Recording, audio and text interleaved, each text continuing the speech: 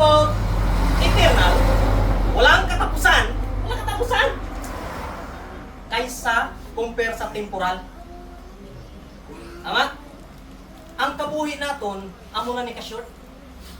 Ato ka sa lakyan ni Brutikoy, maklaro mo pa ni ka-short. Ang kabuhi naton, amo na ni kamubo, amo na ni kagamay. Pero masyado tang nakapokus sa cute naton nga kabuhi sa sininga kalibutan kumpara sa eternal. Walang katapusan. Di ba? Dirita nakapokus. Di ba? Pagkabata mo, nag-eskwela ka. Tapos pag-eskwela mo, gikaon ng mga lapis mo, ikakapasar.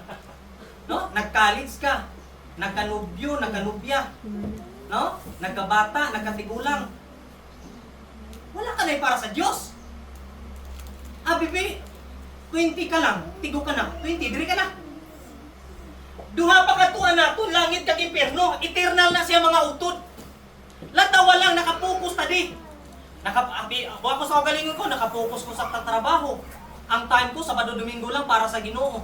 Bible study, amo na sa Ginoo ya. Batian pa manda?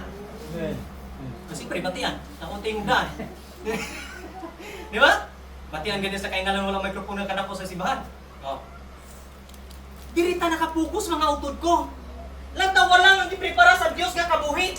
Hindi ko pwedeng maitad. Kung ibutan ko ni sa wala po titos kang nanay nga igiyaan na tulog-tulog tos nanay ligato natag ko. Ano pa naman, earphone. Namin na higdaan sa likod. Mga utod, gusto kong ipabot sa inyong nga kabuhi. Sa ato nga kabuhi, imo kang sakon. Diri lang ta nakapokus sa cute naton nga kabuhi. Wala tayo among habang sisdanin, wala kayong oras pagpamuyo, pagbasa Biblia. Diri ka lang higiya. Diba? Tapos sa pag-eskwela mo, puro ka lang nubyo-nubya. Tapos sa pagkanubyo-nubya mo, gibiyaan ka. Tapos sa pagbiyaan mo, nagbusong ka naman o nakapabusong ka. Tapos gusto ka manegosyo, failure naman. Dili lang gikyo. Dili lang, tanan. Masyadong busy ta sa short life kumpara sa life nga di-prepara ni Lord sa Ginoo sa ato. Nagpakamatay para sa imo kag sakon. Promisa ni Lord Sino gini si Lord man? Gabisan kapila ta makasala, ginapatawad gyapon ta niya.